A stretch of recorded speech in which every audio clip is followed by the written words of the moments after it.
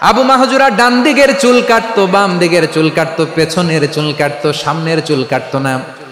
আবু মাহজুরা রাদিয়াল্লাহু তাআলা আনহুর সামনের চুলগুলো বড় হতে হতে যখন এত বড় হয়ে যায়, তিনি চুলগুলো পেঁচিয়ে মাথার মধ্যে রাখতেন। তারপরে তিনি পাগড়ি পরতেন। সবাই জিজ্ঞেস করতো, আবু মাহজুরা এটা আবার কেমন স্টাইল? দেখতে তোমার কি বিদঘুটে লাগে, কেমন অড লাগে, কেমন খারাপ দেখা যায়। মক্কায় এমন কোন মানুষ তো দেখি নাই ডানে চুল কাটে, বায়ে চুল কাটে, পেছনে চুল কাটে, সামনে কাটে না। ওরে আবু মাহজুরা কেমন দেখা যায় তোমারে, তুমি সামনের চুল কাটো না কেন? আবু মাহজুরা বলে, আমি হাঁটু গেড়ে পেয়ারা নবীর সামনে বসেছিলাম, আমার এই মাথার চুলের মধ্যে মুবারক হাত লাগিয়ে বিশ্বনবী নিজে আমাকে আজানের প্রতিটা বাক্য শিক্ষা দিয়েছেন। বিশ্বনবীর মোবারক হাত, পবিত্র হাত আমার মাথার চুলের যেই জায়গায় লেগেছে, আমি চাই ওই চুলগুলা নিয়ে আমি আমার কবরের ভিতরে যাব।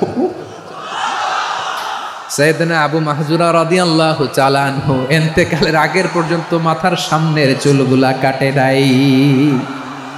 আবু মাহজুরার চুলের মধ্যে হাত দিলেন বিশ্বনবী, মাথায় হাত দিয়ে বললেন, এবার আজান দাও দেখি। আবু মাহজুরা বলে, আমি তো আজান দিতে জানি না, কারণ আমি তো বেলালেরটা শুইনা দিছি, আমার তো মুখস্থ নাই, আমি তো আজান দিতে জানি না। বিষ্ণু বললেন, জানো না? তাহলে আসো আমি তোমারে শিখাই দেই। সুবহানাল্লাহ পড়ে। আবু মাহজুরা হাঁটু গেড়ে বসে, বিশ্বনবীর মোবারক হাত আবু মাহজুরার চুলের মধ্যে। বিশ্বনবী আজানের মুআল্লিম আবু মাহজুরাকে বলতেছে, ঠিক আছে তোমারে শিখাই দিচ্ছি, আমি যা যা বলবো আমার সাথে সাথে বলো, পারবা? আবু মাহজুরা বলে, পারবো।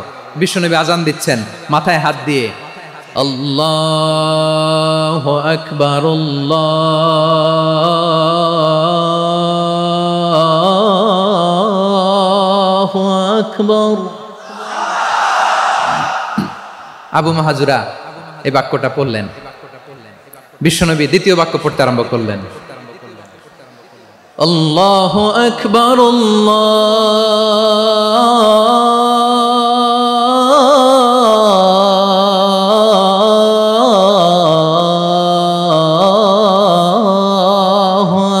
আকবার। আবু মাহজুরা এই বাক্যটা বললেন। বিশ্বনবী আবু মাহজুরার মাথার মধ্যে হাত দিয়ে তৃতীয় বাক্য পড়লেন, আশহাদু আল্লা ইলাহা ইল্লাল্লাহ,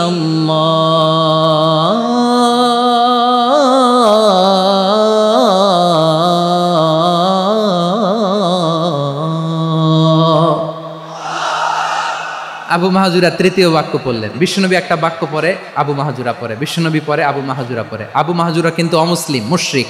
আবু মাহজুরা বলে, এক একটা বাক্য পড়ি আমার কলিজাটা গলে ঠান্ডা হয়ে যায়।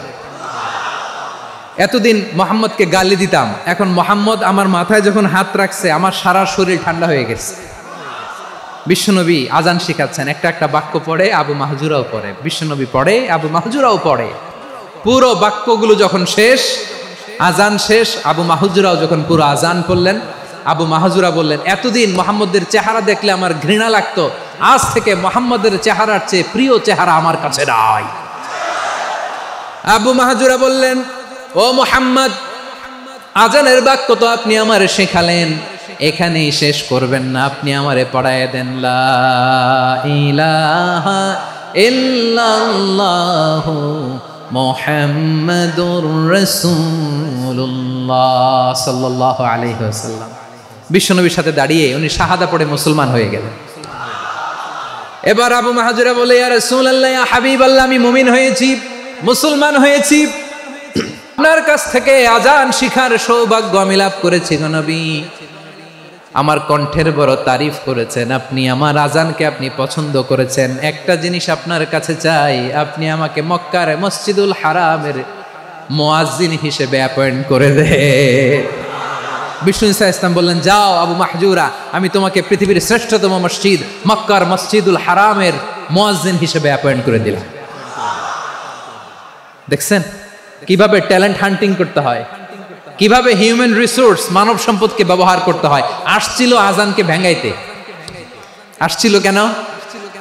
আজানকে ব্যঙ্গ করার জন্য, বিকৃত করার জন্য। আজানকে বিকৃত করতে যে ইসলামের সবচেয়ে শ্রেষ্ঠ মসজিদের মুয়াজ্জিন হয়ে গেল। পড়েন সুবহানাল্লাহ।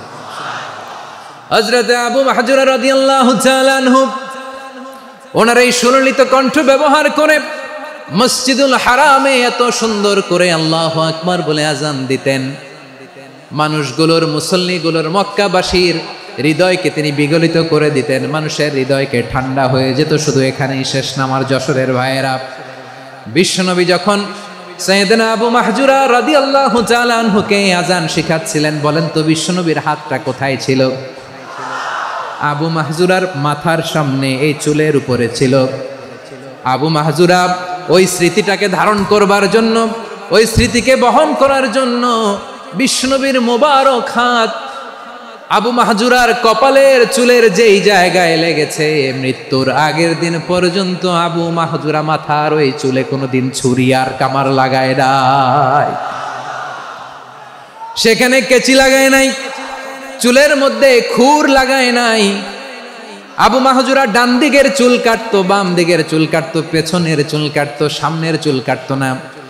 আবু মাহজুরা রাদিয়াল্লাহু তাআলা আনহুর সামনের চুলগুলো বড় হতে হতে যখন এত বড় হয়ে যায়, তিনি চুলগুলো পেঁচিয়ে মাথার মধ্যে রাখতেন, তারপরে তিনি পাগড়ি পরতেন। সবাই জিজ্ঞেস করতো, আবু মাহজুরা এটা আবার কেমন স্টাইল? দেখতে তোমারে কি বিদঘুটে লাগে? কেমন অড লাগে? কেমন খারাপ দেখা যায়? মক্কায় এমন কোনো মানুষ তো দেখি নাই, ডানে চুল কাটে, বায়ে চুল কাটে, পেছনে চুল কাটে, সামনে কাটে না।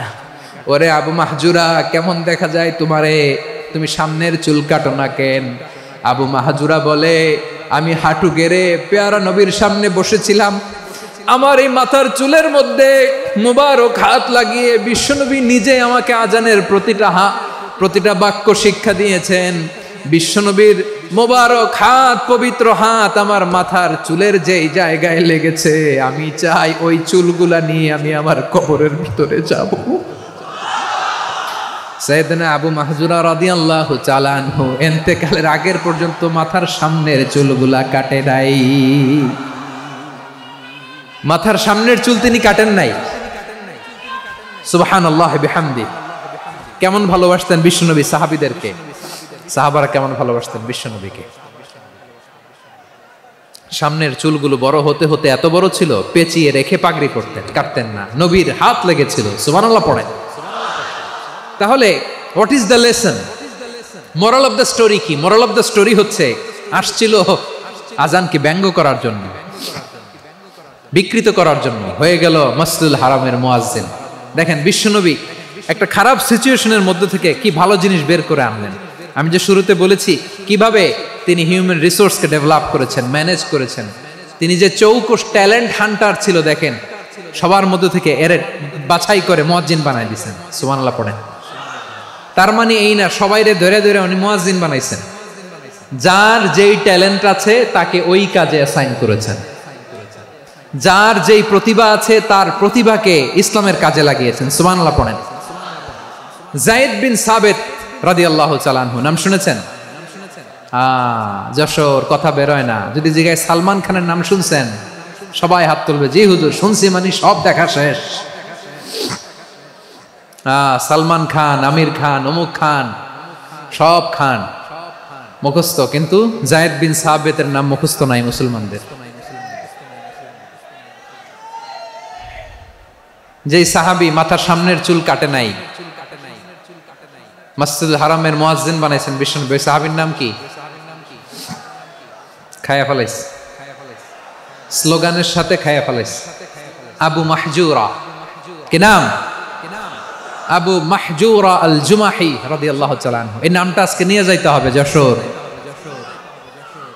আবু মাহজুরা রাদিয়াল্লাহু তাআলা আনহু। 2 নম্বরে বলছিলাম যায়েদ বিন সাবিত রাদিয়াল্লাহু তাআলা আনহু।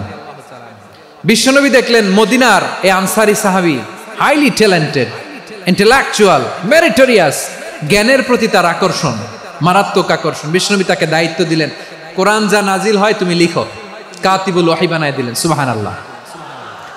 যায়েদ বিন সাবিতরে আবার আজান শিখান নাই, কারণ তার মধ্যে বিশ্বনবী প্রতিভা দেখেছেন, একাডেমিক প্রতিভা। বিশ্বনবীর একাডেমিক প্রজেক্টগুলো তিনি হ্যান্ডেল করতেন। যায়েদ বিন সাবিত ছিল বিশ্বনবীর ব্যক্তিগত সচিব। কি ছিল? ব্যক্তিগত সচিব। বোঝেন নাই? বিশ্বনবীর ব্যক্তিগত সচিব এবং দোভাষী। ইহুদিরা কিছু লিখে দিলে এটার অর্থ বিশ্বনবীরে বুঝায় দিতেন, আবার ইহুদিদের কাছে কিছু লিখতে হলে তিনি লিখে দিতেন। বিশ্বনবী একদিন বললেন, ইন্নী ওয়াল্লাহি মা আমানু ইয়াহুদা আলা কিতাব। ইহুদিরা যে চিঠি পাঠায় অর্থ তো বুঝি না, আরেক ইহুদি আইনে অর্থ করা লাগে। আবার ইহুদিদের কাছে কিছু লিখে পাঠাইতে চাইলে আমরা তো লিখতে পারি না, ইহুদিরে দিয়ে লেখা লাগে। ওরা যে পয়রা শোনায় লিখে দেয়, আমি ওদের বিশ্বাস করি না। আমার নিজের একজন লোক দরকার। বিশ্বনবী এই যায়েদ বিন সাবেতকে চুজ করলেন ল্যাঙ্গুয়েজের জন্য। উনি বললেন, যায়েদ, তোমার সফট স্কিলকে ডেভেলপ করতে হবে, তুমি হিব্রু ল্যাঙ্গুয়েজ শিখে ফেলো। যায়েদ বিন সাবেত বলল, বিশ্বনবীর মোটিভেশন আর ইন্সপিরেশন পেয়ে আমি 15 দিনে ইহুদিদের এই হিব্রু ল্যাঙ্গুয়েজ শিখে ফেললাম। শুধু শিখে ফেললাম না, হাত্তা হাদিকতু, even I became master in the language. এই ভাষা আমি পারদর্শী হয়ে গেলাম। এরপরে ইহুদিরা চিঠি লিখে পাঠালে আর কোনো ইহুদি ডাকা লাগতো না, আমি নবীর এটার অর্থ শুনে পরে বুঝাই দিতাম। আবার ইহুদিদের কাছে চিঠি লেখা লাগলে আমি যায়েদ বিন সাবেত চিঠি লিখে দিতাম। সুবহানাল্লাহ। দেখেন, এত সাহাবীর মধ্য থেকে বিশ্বনবীর একাডেমিক প্রজেক্ট, ব্যক্তিগত সচিব, দোভাষী হিসেবে তিনি যায়েদ বিন সাবেতের মতো তরুণকে নির্বাচিত করেছেন। কেমন ট্যালেন্ট হান্টার ছিল আমার নবী! সুবহানাল্লাহ পড়বেন না? বিশ্বনবীর ইন্তেকালের পরে সাইয়েদনা আবু বকর রাদিয়াল্লাহু তাআলা আনহু যখন খলিফা হয়ে আসলেন, কোরআনকে সংকলনের দায়িত্ব দেয়া লাগবে, কোন সাহাবীকে দিবেন? সব সাহাবারা মিলে পরামর্শ করলেন। সাইয়েদনা আবু বকর, ওমর সবাই মিলে এই বিশাল কোরআন সংকলনের গুরু দায়িত্ব বিশ্বনবীর ব্যক্তিগত সচিব, বিশ্বনবীর দোভাষী, বিশ্বনবীর সিলেক্ট করাই লোক যায়েদ ইবনে সাবেত রাদিয়াল্লাহু তাআলা আনহুকে দিয়েছে। কোরআনের কপি তো আজকে এখানে রাখে নাই। এই যে আজকের যে কোরআন পড়েন, এটা আগে এরকম ছিল না। কোরআন নাজিল হলে সাহাবারা চামড়ার, ওটের চামড়ায় লিখে ফেলতো, ওটের চ্যাপ্টা হাড্ডির মধ্যে লিখে ফেলতো, গাছের গুড়ির মধ্যে লিখে ফেলতো, বিভিন্ন জনের কাছে ছড়ানো ছিটানো ছিল। আবু বকর রাদিয়াল্লাহু তাআলা আনহু একসাথে করলেন, পরবর্তীতে উসমান রাদিয়াল্লাহু তাআলা আনহু একসাথে করলেন। 114 সূরার এখন এই মুসহাফ, এই কম্পাইলেশন, এই কপি আমরা পেয়েছি, যার হিউজ কন্ট্রিবিউশন ছিল। এই পুরো কোরআন কম্পাইলেশনের প্রজেক্ট ম্যানেজার ছিল যায়েদ বিন সাবেত রাদিয়াল্লাহু তাআলা। কোরআন কম্পাইলেশনের প্রজেক্ট ম্যানেজার। দেখেন, উনারে মাথায় হাত দিয়ে আজান শিখায় নাই। সুবহানাল্লাহ কইবেন না? তাহলে প্রথম সাহাবী আবু মাহজুরাকে মুয়াজ্জিন বানাইলেন, যায়েদ বিন সাবেতকে ব্যক্তিগত সচিব আর দোভাষী বানালেন, মুসআব ইবনে উমাইর রাদিয়াল্লাহু তাআলা আনহুকে ইসলামের প্রথম অ্যাম্বাসেডর বানালেন। তাহলে তৃতীয় নাম্বার একজন সাহাবীর নাম বলছি, মুসআব ইবনে উমাইর। মুসআব কি নাম? নামটা কেমন লাগে? এই কয়েকজনের ভাল লাগে, বাকিদের ভাল লাগে না? ভাল লাগে? এই এই আর কয়েকটা মিনিট দেওয়া যাবে না আমাকে আল্লাহর রাস্তে? হ্যাঁ, ঠিক আছে। আমি তোমাদেরকে ভালোবাসা দেখাবো, দোয়া করব, যদি চুপ থাকো, একেবারে চুপ, কষ্ট সহ্য করো, বাকিরে যা সওয়াব পাবে তোমরা ডবল পাবা, যেহেতু কষ্ট বেশি, কিন্তু চুপ। 3 নম্বর সাহাবীর নাম মুসআব। এই ধাক্কাধাক্কি কেন? ধাক্কাধাক্কি কেন রে ভাই? না না না, এরকম হইলে আসবো না যশোর, আমি আর আসবো না। হয় পিছনে চলে যাও, নাহলে চুপ, ধাক্কাধাক্কি নেই। 3 নম্বর সাহাবীর নাম মুসআব। কি নাম? He was the first ambassador in Islam. ইসলামের প্রথম ডিপ্লোম্যাট, প্রথম কূটনৈতিক, ইসলামের প্রথম কূটনৈতিক, ইসলামের প্রথম ডিপ্লোম্যাট, প্রথম অ্যাম্বাসেডর মুসআব ইবনে উমাইর। মক্কার তরুণ যুবক, উনি পারফিউম লাগাইলে মানুষ দেখলেই বুঝতো এটা মুসআব লাগাইছে। এমন ড্যাশিং ফেসের ছিল, এমন স্মার্ট ড্যাশিং ফেস, এমন পার্সোনালিটির মানুষ ছিল মুসআব রাদিয়াল্লাহু তাআলা। কারণ যিনি ইসলামের স্পোকম্যান হবেন, মুখপাত্র হবেন, তার স্মার্ট হওয়ার দরকার আছে না নাই? আকাবার প্রথম শপথ যখন হলো, তাদের সাথে বিষ্ণু ঈসা ইসলাম মদিনাতে একজন মুখপাত্র পাঠালেন, ডিপ্লোম্যাটকে পাঠালেন, অ্যাম্বাসেডর অফ ইসলাম, তিনি হচ্ছেন মুসআব ইবনে উমাইর। পড়েন সুবহানাল্লাহ। বিশ্বনবী দেখলেন সে অনেক স্মার্ট, তার ডেডিকেশন আছে, সিনসিয়ারিটি আছে, এবং মদিনায় যে আউস খাজরাজ গোত্রের নেতাদের সাথে ডিল করতে হবে, ইহুদিদের সাথে ডিল করতে হবে, ওখানে একজন পাক্কা জানু খেলোয়াড়ের দরকার আছে না নাই? মুসআব ইবনে উমাইর রাদিয়াল্লাহু তাআলা আনহু, ওনাকে বিষ্ণু ঈসা ইসলাম চুজ করলেন। এবং বিষ্ণু ঈসা ইসলামের এই চুজিংটা, এই সিলেকশনটা এত সুন্দর ছিল, তিনি মদিনাতে যে বিশ্বনবী আসার আগেই মদিনার জমিনকে তিনি উর্বর করে ফেলছেন। প্রতিটা ঘরে ঘরে কালিমার দাওয়াত তিনি পৌঁছায় দিচ্ছেন। জুমার বিধান নাজিল হয়েছে, কিন্তু মক্কায় পরিবেশ নাই জুমা পালনের। বিষ্ণু ইসলাম একজনকে দিয়ে খবর পাঠালেন, যাও মদিনায় মুসাবকে যে বলো, মুসাব তো আমার শিক্ষক, আমার স্পোকম্যান, মদিনাতে যেন তারা জুমা কায়েম করে।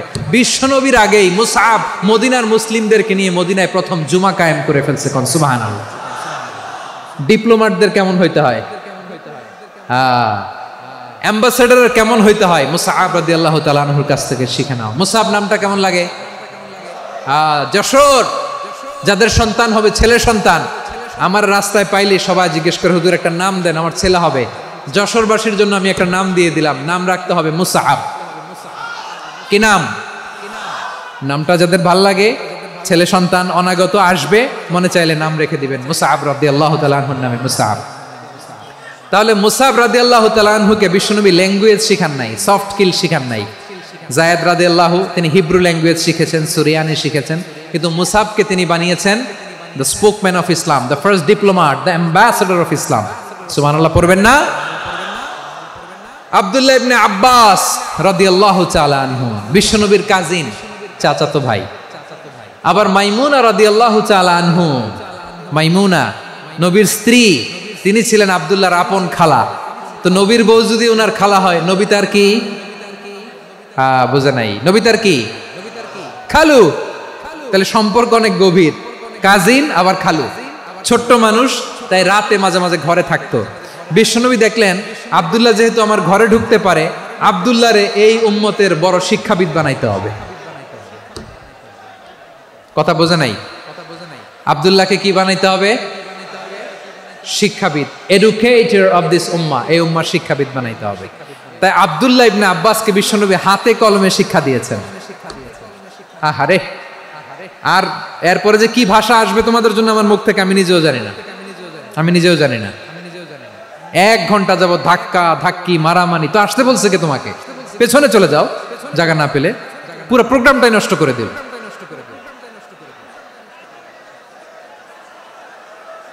জি, আমার দিকে তাকান, আমি শেষ করে দিচ্ছি। হবে না, ইন্টেলেকচুয়াল আলোচনা এখানে হবে না, আমি বুঝতে পারছি, আমি শেষ করে দিচ্ছি।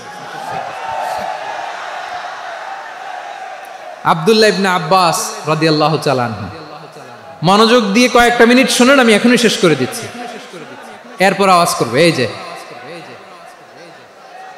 এগুলো কি আমি বুঝলাম না। আমি বললাম না সব করা যাবে, বসে যাও, শুয়ে যাও, চলে যাও, আওয়াজ করা যাবে না। অন্যকে বসো এটাও বলার দরকার নেই, জাস্ট এদিকে তাকাও। আল্লাহ। আব্দুল্লাহ ইবনে আব্বাস রাদিয়াল্লাহু তাআলা আনহু, ওনাকে বিশ্বনবী হাতে কলমে শিক্ষা দিয়েছেন, যেহেতু উম্মতের শিক্ষাবিদ হবেন, এডুকেটর হবেন। তো বিশ্বনবী রাতে যখন তাহাজ্জুদ পড়তেন, ছোট্ট আব্দুল্লাহ ঘরে থাকতো। বুঝতে পেরেছেন? ছোট্ট মানুষ তো ঘরে থাকতো। তো বিশ্বনবী তাহাজ্জুদের জন্য একবার দাঁড়িয়েছেন, ছোট্ট আব্দুল্লাহ ওযু করে দাঁড়াইছে। আচ্ছা বলেন তো, ইমাম আর মুসল্লি মোট যদি 2 জন হয়, একজন ইমাম একজন মুসল্লি, তো মুসল্লি ইমামের কোন দিকে দাঁড়াবে? ডানে দাঁড়াবে। ছোট্ট আব্দুল্লাহ বুঝে নাই, বিশ্বনবী তাহাজ্জুদ শুরু করেছেন, উনি ইক্তেদা করছেন আর দাঁড়াইছেন বায়ে। কোথায় দাঁড়িয়েছেন? আব্দুল্লাহ বলেন, যখন আমি বায়ে দাঁড়ালাম, আখাযা রাসূলুল্লাহ সাল্লাল্লাহু আলাইহি ওয়াসাল্লাম উযুনি আল ইউমনা ইয়াফতিলুহা, বিশ্বনবী নামাজরত অবস্থায় আমার কান ধরে টেনে আমার ডান দিকে এনে দাঁড় করায় দিলেন। পড়েন সুবহানাল্লাহ। দেখেন হাতে কলমে শিক্ষা। আর জীবনে ভুল হবে? কথা কয় না, আর ভুল হবে? আর ভুল হবে না।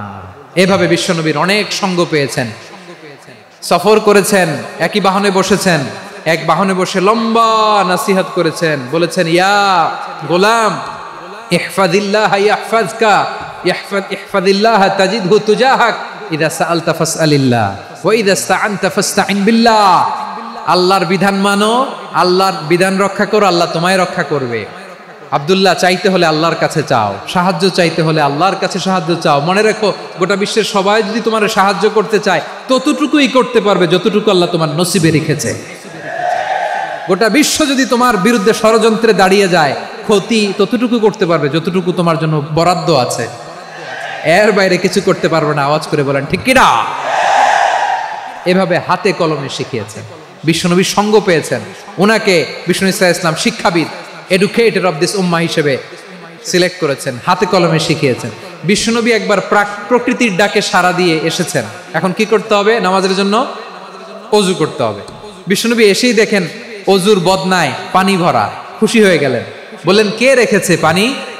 একজন বলল আব্দুল্লাহ রেখেছে। বিশ্বনবী অত্যন্ত খুশি হলেন, খুশি হয়ে একটা দোয়া করলেন, বললেন আল্লাহুম্মা ফাক্কিহু ফিদ্দীন ওয়া আল্লিমহু তা'ওয়ীল, আল্লাহ তুমি আব্দুল্লাহকে দ্বীনের বুঝ দিও আর কোরআনের তাফসীর শিক্ষা দিও। বিশ্বনবীর এই দোয়া এমন লাগছে, উনি রাইসুল মুফাসসিরিন, এই পৃথিবীতে যত মুফাসসির ছিল, যত মুফাসসির আসবে, সকল মুফাসসিরের সম্রাট হিসেবে স্বীকৃত হয়েছেন আব্দুল্লাহ ইবনে আব্বাস। বিশ্বনবী ওনারা আজান শিখান নাই, বিশ্বনবী ওনারা ল্যাঙ্গুয়েজ শিখান নাই, বিশ্বনবী ওনারা অ্যাম্বাসাডর বানান নাই, হাতে কলমে শিক্ষা দিয়েছেন। ছোট্ট মানুষ বিশ্বনবী ইন্তেকাল করলেন, আবু বকরের সময় গেল, ওমরে ফারুকের খেলাফত, তখনও তিনি তরুণ। ওমরে ফারুক রাদিয়াল্লাহু তাআলা আনহু ওনার ক্যাবিনেট মিনিস্ট্রির বৈঠকে এই আব্দুল্লাহ ইবনে আব্বাসকে পাশ দিয়ে বসায় রাখতেন। বয়স্ক সাহাবারা এটা পছন্দ করতো না, তারা বলতো ঘটনা কি, আব্দুল্লাহর মতো ছেলে নাতি আমাদের আছে, এরা কেন রাখে ওমরে ফারুক? ওমরে ফারুক এটা টের পেলেন, তিনি বুঝতে পারলেন যে ক্যাবিনেট মেম্বাররা এটা পছন্দ করে না, ছোট্ট আব্দুল্লাহরা কেন রাখি, কেন যে রাখি এটা একদিন বুঝাবো। একদিন মিটিং এ তিনি সবাইকে বললেন ইদা জাআ নাসরুল্লাহি ওয়াল ফাতহ, এই আয়াত দ্বারা উদ্দেশ্য কি বলেন তো মুরব্বী সাহাবীরা? এক সাহাবী বলেন এই সূরা দ্বারা উদ্দেশ্য, আল্লাহ বলেছেন আমাদেরকে বিভিন্ন ল্যান্ড, বিভিন্ন এলাকা বিজয় করতে হবে। ওমরে ফারুক বললেন না, হয়নি। আরেকজন বললেন বিজয় হওয়ার পর আমাদের বেশি বেশি আল্লাহর বরত্বের ঘোষণা দিতে হবে, এটা উদ্দেশ্য। ওমরে ফারুক বললেন না, হয় নাই। যারা জিজ্ঞেস করেন কেউ পারে না। সব শেষে বিশ্বনবী ছোট্ট আব্দুল্লাহরে বলেন আব্দুল্লাহ ইদা জাআ নাসরুল্লাহি ওয়াল ফাতহ, এর দ্বারা উদ্দেশ্য কি বলো তো? ছোট্ট আব্দুল্লাহ বলেন হুয়া আজালু রাসূলিল্লাহ, এই আয়াত দ্বারা বিশ্বনবীর বিদায়কে উদ্দেশ্য নেওয়া হয়েছে। ওমরে ফারুক বললেন হাযা হুয়া, এটাই তো সঠিক উত্তর, এটাই সঠিক তাফসীর এই আয়াতের।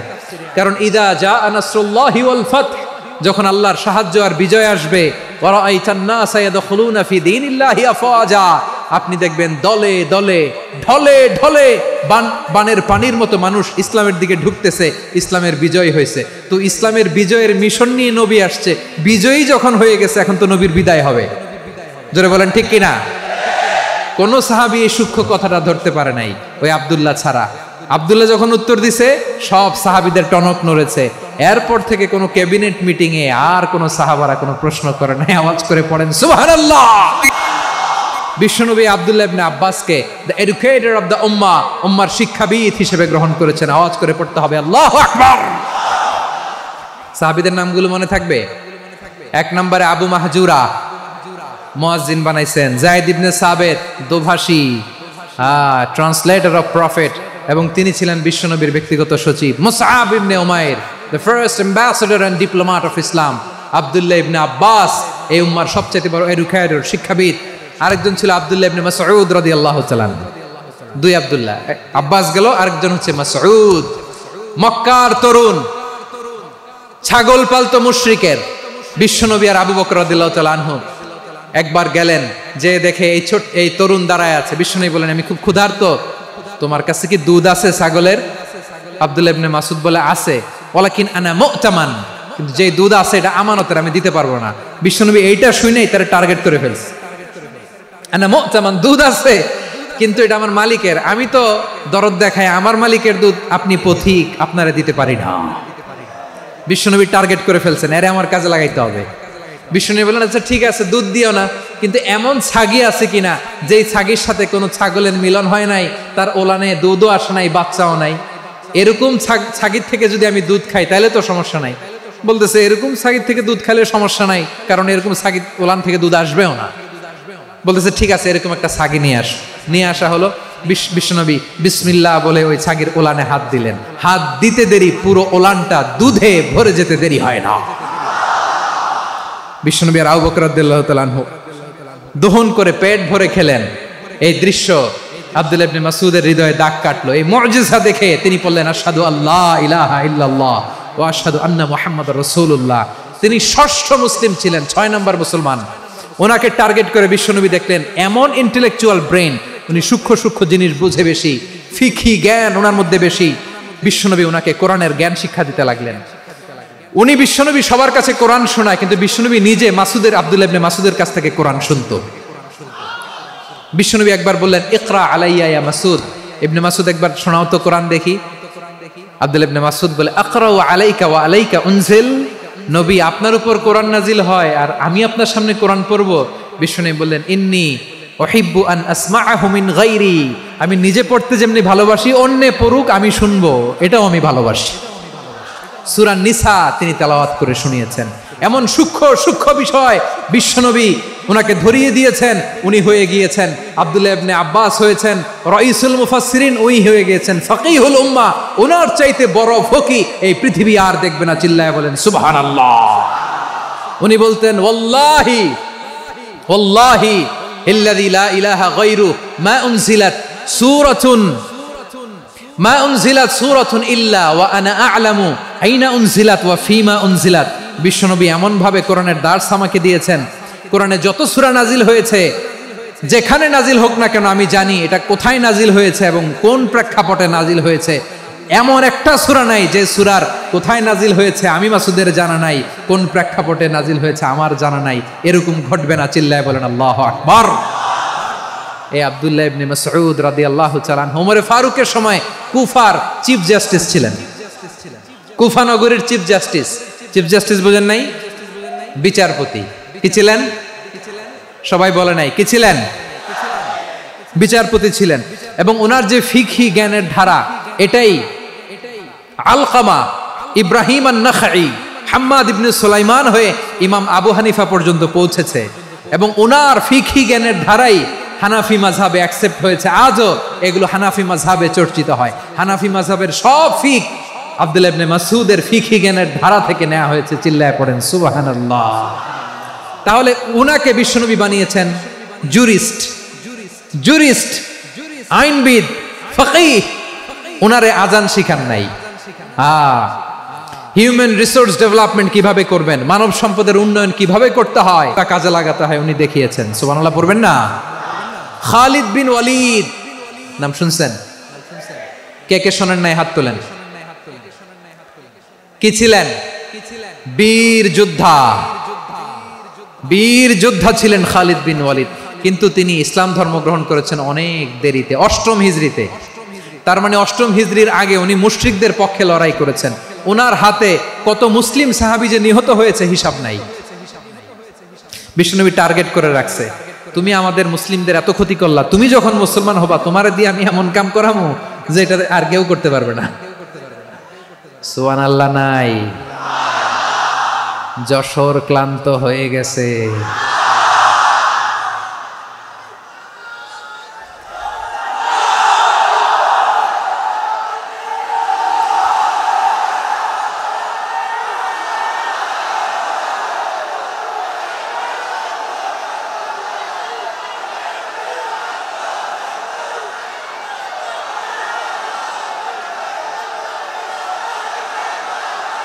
মাশাআল্লাহ, বসুন বসুন বসুন। খালিদ বিন ওয়ালিদ রাদিয়াল্লাহু তাআলা আনহু 8ম হিজরিতে মুসলিম হয়েছেন, মক্কা বিজয়ের আগে। তো মক্কা বিজয়ের আগে যখন মুসলিম হয়েছেন, এর আগে কি করছেন? কাফিরদের সাথে যুদ্ধ করেছেন।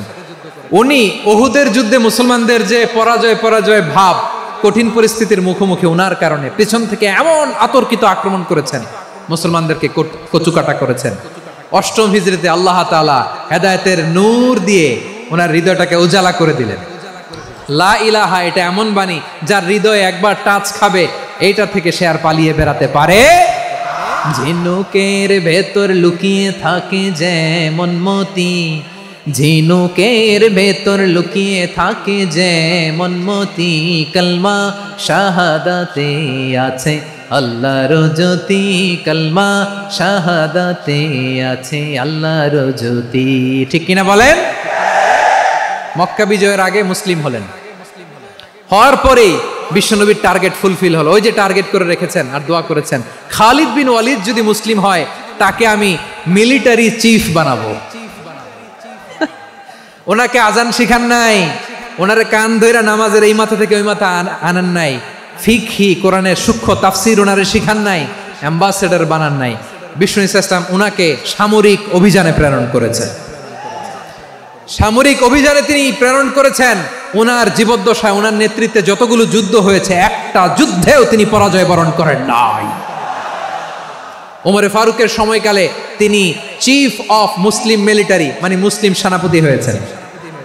যশোর আওয়াজ করো, ঠিক কিনা বলো? সেনাপতি, মুসলিম সেনাপতি। তাহলে কিভাবে হিউম্যান রিসোর্স ব্যবহার করতে হয় গোটা বিশ্ব আমার নবীর কাছ থেকে শিখে না। খালিদ বিন ওয়ালিদ, ওনাকে বিশ্বনবী একটা উপাধি দিয়েছেন। উপাধিটা হচ্ছে সাইফুল্লাহিল মাসলুল, আল্লাহর নাঙ্গা তরবারি, আল্লাহর খোলা তরবারি, দ্য ওপেন সোর্ড অফ আল্লাহ। খালিদ বিন ওয়ালিদ মুসলিম সেনাপতি। হাসান বিন সাবেত নাম শুনছেন? দেখি উনি কি ছিল বলেন। রাসূলের সভা কবি, কালচারাল হিজিমনিকে ডিফিট করার জন্য উনি ভালো অস্ত্র চালানো জানতেন না, ওই কাজে উনি যেতেন না। ওনার ছিল কাব্য প্রতিভা। কাব্য প্রতিভা, কাফিররা কবিতা দিয়ে নবীকে গালি দিত। বিশ্বনবী বলতেন, ইয়া হাসান আজিব আন রাসূলিল্লাহ, তুমি নবীর হয়ে কাফেরদের এই কথাগুলোর জবাব দাও। বিশ্বনবীর একটা মিম্বার ছিল। বিশ্বনবীর মিম্বারের পাশাপাশি মসজিদে নববীতে এই হাসান বিন সাবেতের জন্য বিশ্বনবী একটা স্পেশাল মিম্বার বানিয়ে দিয়েছেন। এখান থেকে তুমি জবাব দাও। এবং বিশ্বনবী বলেছেন, আল্লাহুম্মা আইয়িদহু বিরূহিল কুদুস। আল্লাহ, হাসান আমার পক্ষে জবাব দেয়, তুমি জিব্রাইল মারফত তাকে সাহায্য পাঠায়া দিও। রাসূল সাল্লাল্লাহু আলাইহি ওয়াসাল্লামের সভা কবি, the poet of the prophet, নবীর কবি। উনি কবিতা দিয়ে এমন উচ্চাঙ্গের ভাষায় কবিতা দিয়ে তিনি জবাব দিতেন, কাফিরদের গা শিহরে যেত, তাদের হৃদয়ে আগুন ধরে যেত। তাহলে এরকম কবিরও দরকার আছে না নাই? এখন যাকে আল্লাহ দিছে কাব্য প্রতিভা, এরা যদি আপনি যুদ্ধের ময়দানে পাঠান হবে? যারে দিছে সুরেলা গলা, এরা যদি অ্যাম্বাসেডর বানান হবে না। হাসান বিন সাবেত ছিলেন বিশ্বনবী সাল্লাল্লাহু আলাইহি ওয়াসাল্লামের কবি। হুযায়ফা ইবনুল ইয়ামান বিশ্বনবীর গোয়েন্দা বিভাগের প্রধান। কিসের প্রধান? হুযায়ফা ইবনুল ইয়ামান, ওনার ছিল ডিটেকটিভ মাইন্ড। ডিটেকটিভ মাইন্ড, গোয়েন্দা বিভাগের প্রধান।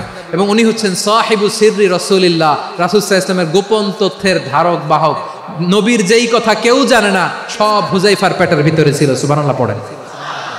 মদিনার যত ইহুদিদের একটা লিস্ট ছিল, এই লিস্ট শুধু দুইজন জানতো, বিশ্বনবী আর হুযায়ফা। সুবহানাল্লাহ পড়বেন না? তাহলে ওনাকে কোন দায়িত্ব দিছে? কোন বিভাগ? যশোর আওয়াজ করো, কোন বিভাগ? গোয়েন্দা বিভাগের হেড ছিল। খন্দকের যুদ্ধে প্রচন্ড আজকের মতো শৈত্য প্রবাহ, মাটি খনন করতে করতে সাহাবীদের পেটে ক্ষুধা নাই, দাঁড়াইতে পারে না নামাজের জন্য, এত ক্লান্ত, ক্ষুধা, ক্লান্ত, শ্রান্ত।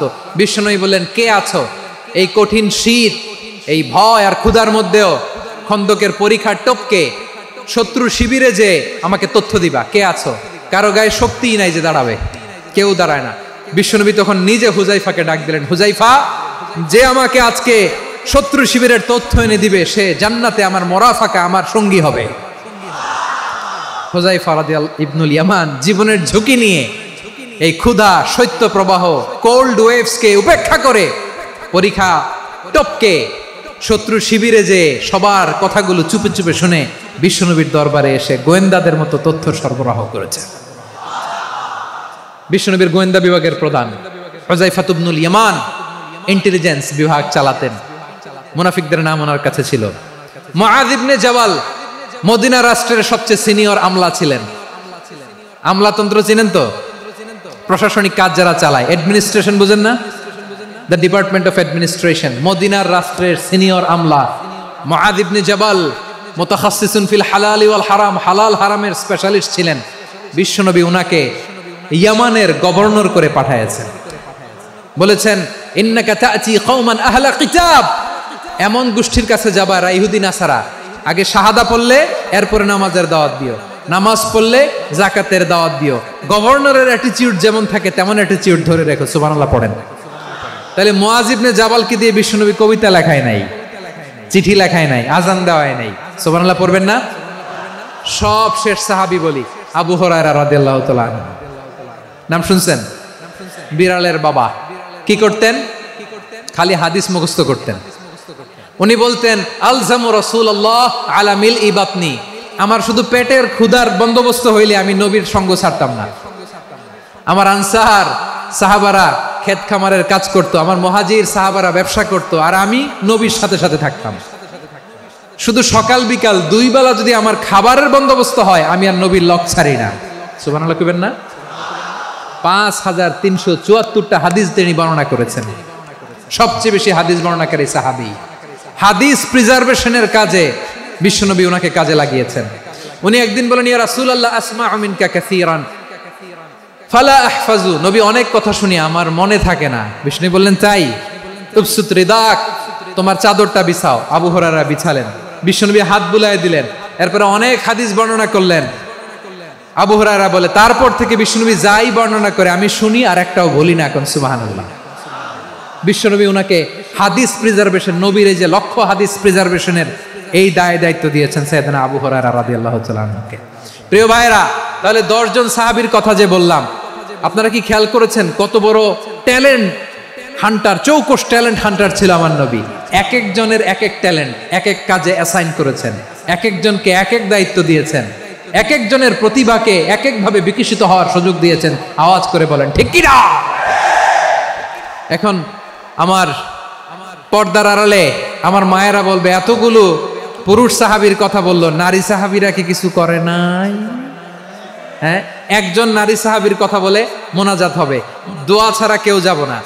রুফাইদা আল আসলামিয়া রাদিয়াল্লাহু তাআলা আনহা, ওনার বাবার নাম সাআদ আল আসলামি।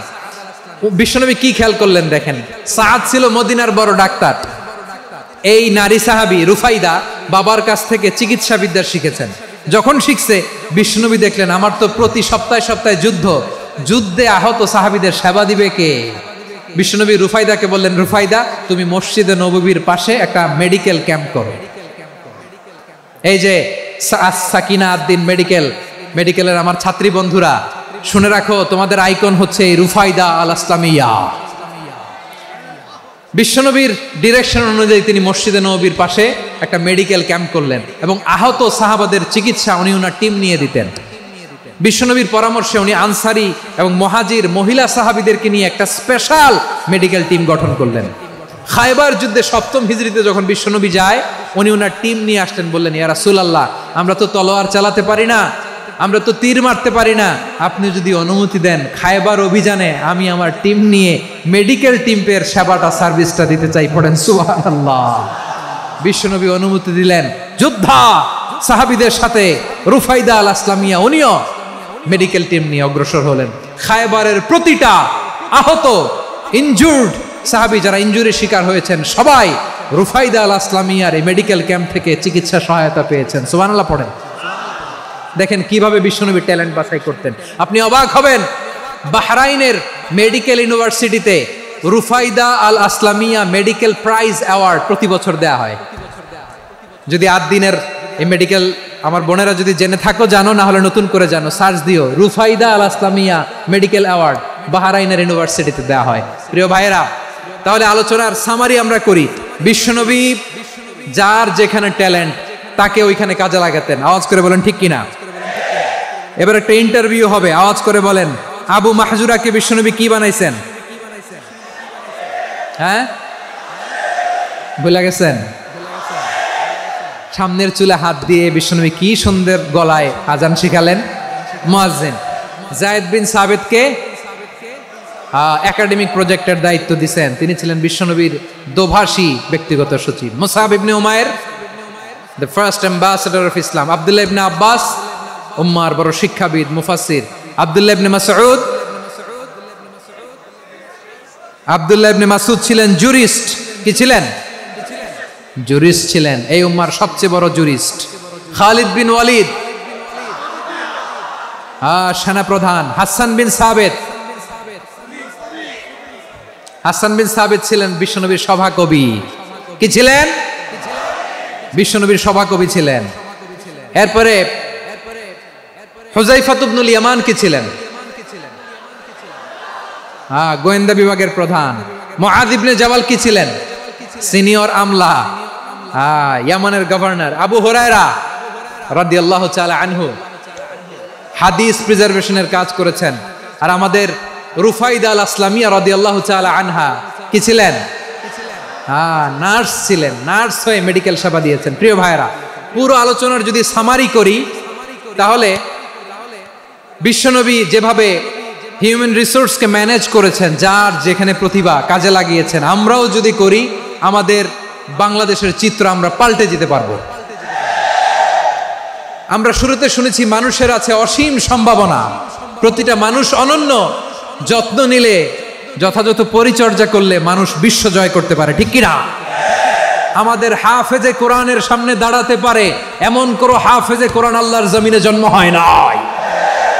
গোটা বিশ্ব কাঁপিয়ে তারা সেরা, আমাদের ক্রিকেটাররা সেরা, আমাদের তৈরি পোশাক শিল্প সেরা, এরকম অনেক অনেক সেরা জিনিস আছে। আমরা এগুলোরে নার্চারিং করতে পারি নাই, পরিচর্যা করতে পারি নাই, সঠিক তারবিয়াতের অভাব। তাহলে মানুষের অসীম সম্ভাবনাকে কাজে লাগাতে হবে, ঠিক কিনা বলেন? ইউনুস গভর্নমেন্টকে আমি বলবো, অল্প সময়ের জন্য আপনারা এসেছেন, সংস্কারও করতে হবে, আবার নির্বাচনও করতে হবে। সব সংস্কার হয়তো করতে পারবেন না, যতটুকু পারবেন এর মধ্যে আমাদের যে হিউজ ম্যান পাওয়ার, আমাদের যে মানব সম্পদ, হিউম্যান রিসোর্স, এটাকে ডেভেলপ করে আপনাদের যেতে হবে। যেটা পারবেন না সেটাকে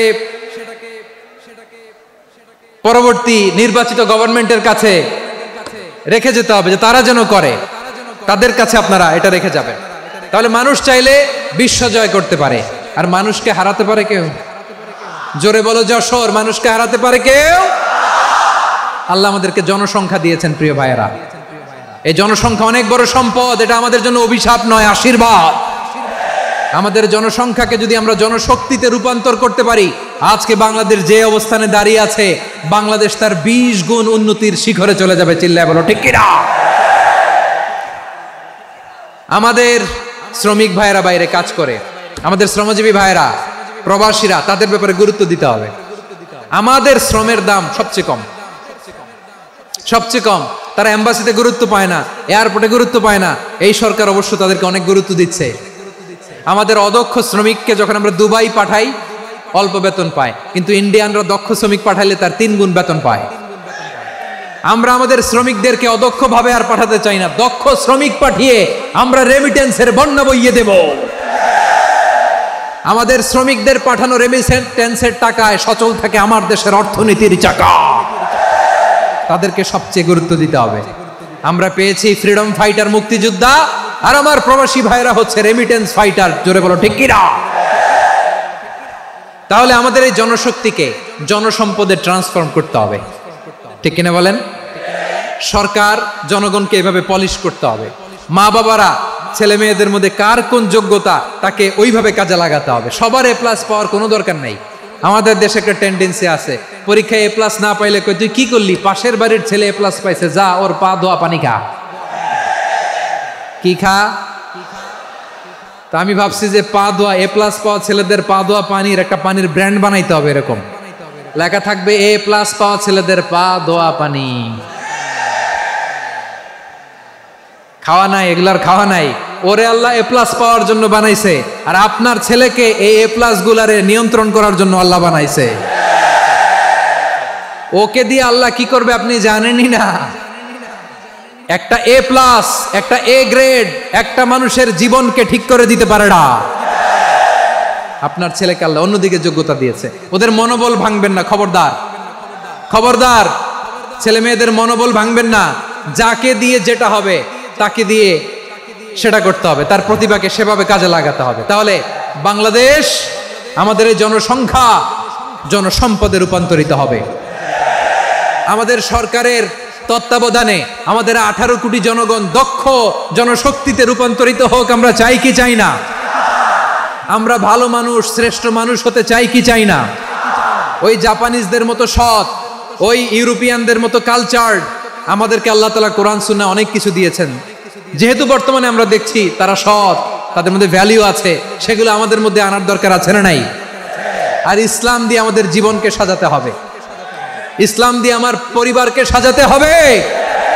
ইসলাম থেকে, কোরআন থেকে প্রেসক্রিপশন না নিলে জীবন সুন্দর হবে না। কোরআন থেকে প্রেসক্রিপশন না নিলে সমাজ সুন্দর হবে না। কোরআনের প্রেসক্রিপশন না মানলে রাষ্ট্র সুন্দর হবে না।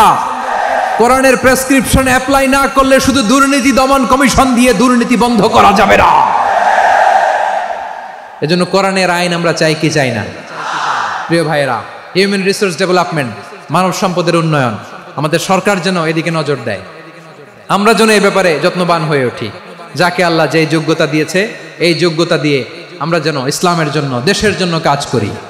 আমরা যেন আমাদের স্কিল ডেভেলপ করি, আমাদের পটেনশিয়ালকে ডেভেলপ করি। মোরালিটি, ভ্যালিউজ নিয়ে শায়েখ আহমদুল্লাহ আলোচনা করেছেন, এগুলো দিয়ে যেন আমরা আমাদেরকে সাজাই। আল্লাহ তাআলা আমাদের দেশকে তুমি নিরাপদ করো, আমরা পড়ি আমিন। আল্লাহ আমার 18 কোটি জনগণকে তুমি জনশক্তিতে রূপান্তরিত করো, আমিন।